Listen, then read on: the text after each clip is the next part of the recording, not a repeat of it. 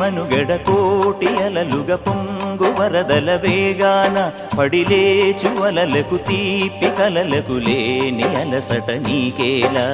నల్ల నల్ల నీళ్లలోన ఎల్లకిల్ల పడ్డట్టున్న అల్లో మల్లో ఆకాశాన చుక్కల్లు అమ్మాయంటి రావిల్లమ్మ అబ్బాయంటి సూర్యుడమ్మ ఇంటి దీపాలవ్వాలంట దిక్కులు ఎవరికి వారే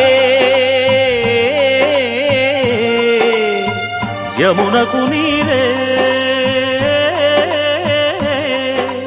రేవు నీరు నావదంట నావతోడు రేవుదంట పంచుకుంటే